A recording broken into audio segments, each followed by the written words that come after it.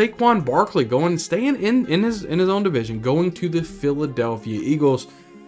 He signs a 3-year, $37.7 million deal. Now, I want to talk to you guys about the correlation of what Saquon Barkley is going to do to this offense. I see a big thumbs down for Jalen Hurts, and I'm going to tell you why.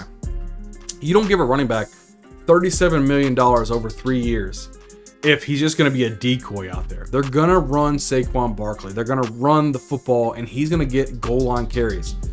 Jason Kelce retired. You can pretty much kiss the tush push goodbye. I think Jason Kelce was the catalyst for the tush push. I think he changed a lot of plays at the offensive line of scrimmage to really help anchor that offensive line to give them the push they need. Now, will they still do it? Yeah, they're going to still do that. But I think not only the tush push being declined, and also adding a running back like Saquon Barkley, who's not just going to sit back and be like, yeah, go ahead, you guys do the tush push. I don't need to get no carries. I think that's wrong. I think he's going to hand the ball off, give the ball to Saquon Barkley quite a bit, let him make a lot of moves. And I think that you're going to see a decrease. He might even fall out of the top 5. Jalen Hurts might fall out of the top 5 just on the decrease of rushing touchdowns alone from Jalen Hurts. I think it's going to be a big more of a shell shock than what a lot of people are actually thinking. I think Saquon Barkley is going to get his touches. I think he's going to be a phenomenal running back for this Philadelphia Eagles team. I think that he's going to get 1,000 yards rushing. I think he's going to get a bunch of touchdowns and probably have the best season of his career with the Philadelphia Eagles. Miles Sanders did it.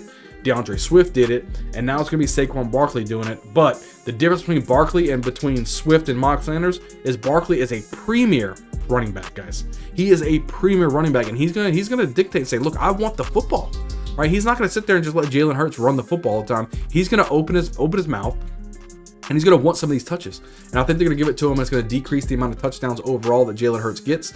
It's going to decrease the numbers that he gets. He's still going to be a phenomenal fantasy quarterback, but I think he might be around like number 4, maybe even number 5.